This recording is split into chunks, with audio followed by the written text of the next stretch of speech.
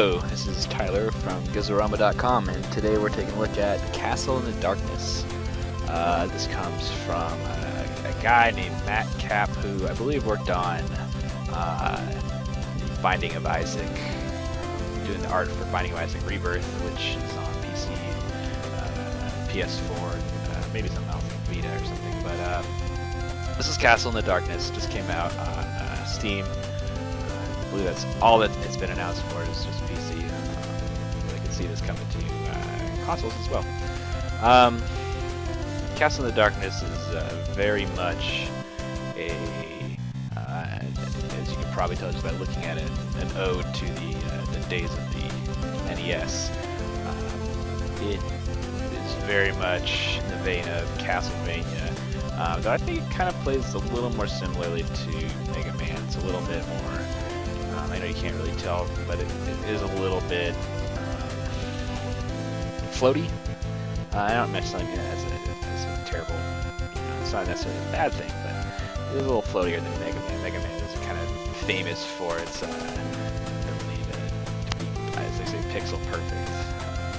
So, anyway, the plan is to kind of show you a few moments of this game. It's really hard. These games tend to be. Kind of talk about, what I like about it, what I don't like about it. There's not a whole lot I don't, though. It's a pretty great experience. So first, like I said, it's a really difficult game, and I think that kind of comes with the territory of kind of heralding back to these old games, where games were not as easy as they are today, with the exception of games like Dark Souls and these retro indie titles, which this is one of. Yeah, like I said, the controls are a little floaty, but they're not distractingly bad. I've played much floatier games than this guy. It's not really ever going to cause much difficulty spike because of controls or something like that. Sorry if I'm not very good at this while I talk. Game has these save stations which refill your health, so it does have a little bit more forgiveness for your mistakes than, say, Rogue Legacy or a game like that where you die, you start from the beginning. There are some checkpoints and that kind of thing. As one might expect, there is a story aspect to it, but nothing that's worth paying attention to. It's mostly driven by get from boss to boss and kind of figure out how to defeat the bosses, like I'm doing right here. And bosses obviously get progressively more and more difficult, but spikes of difficulty aren't ever unfair. They feel precisely where they should be. There is one point early on at the end of this level, which I don't think we'll get to, but you get magic, and before you have much of a chance to really utilize the magic skills, you are thrown into a really tough boss battle. Yeah. Like I said, see, there's how you die. And it does count your deaths here, so I've died 43 times apparently, ever, which that's not as high as I thought it was, so maybe there's some sort of bug or something. But speaking of bugs, there are virtually none that detract from the gameplay experience. None that I've run into, at least. Take that as you will. I'm sure somebody will run into something, but I think overall the experience has been very positive. Can't go up. Bummer. So I think some of the enemy designs are kind of appropriately dorky and kind of Dungeons and Dragons-y. You got your dorky little zombies, your skeletons throwing bones, that kind of thing, your eyeballs with wings. I wouldn't say they're particularly creative, but I don't think that really matters personally.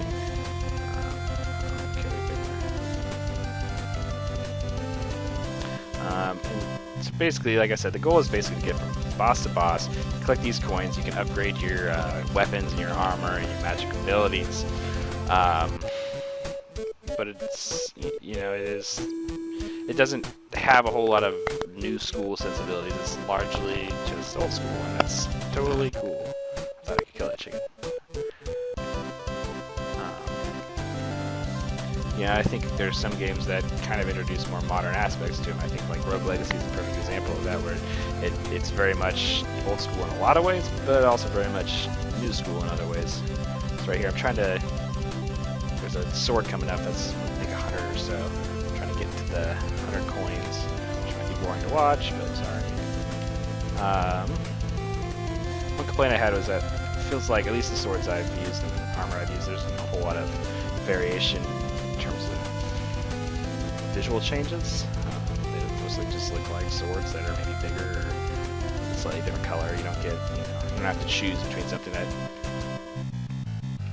responds differently than this sword or that sword or whatever. That's again, that's okay. It's not the end of the world. But oops, how does this game work? Precision jumping. I have to make that jump actually. Let's not be able to. Let's do something like that. So right up here, this guy, he sells the first sword. It's about the right sword. Go, like you can equip it right here. I'm gonna take you back here. I'm gonna show you the the equip screen here. This is where you can choose your weapons. They kind of have some sort of comedic value to them. The world's worst sword, or right or wrong, it's still an improvement. So we equip the wrong sword. 10 coins. Hey, times are tough. I appreciate that in these games. Sometimes it would be nice to just see one of these old school retro throwback games take itself a little bit more seriously, but that's alright. I don't care that much. A couple things that have sort of bugged me about this, or one thing I guess that's really bugged me is this guy is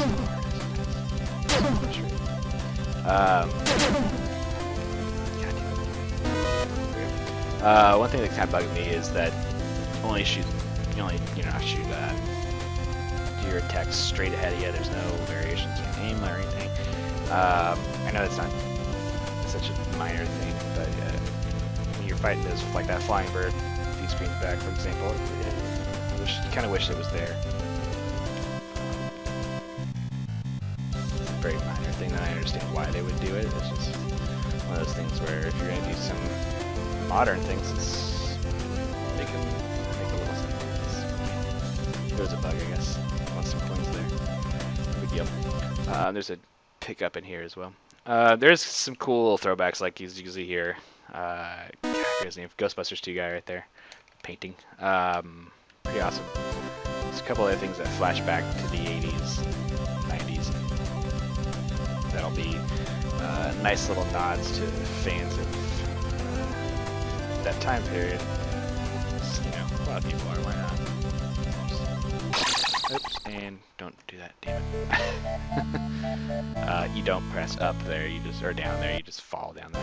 So anyway, I'm gonna cut this pretty short. I don't really see much of a need to talk about it much further. Game's pretty cool. It's beautiful in a lot of ways, in this 8-bit style. Backgrounds are dark and detailed just enough that makes it, again, not feel outside of that time period. It does take a lot from Castlevania, some stuff from Mega Man. The controls and stuff feel a little bit more like Mega Man, while the visuals kind of have sort of a Castlevania aspect to them. Obviously the thematic stuff.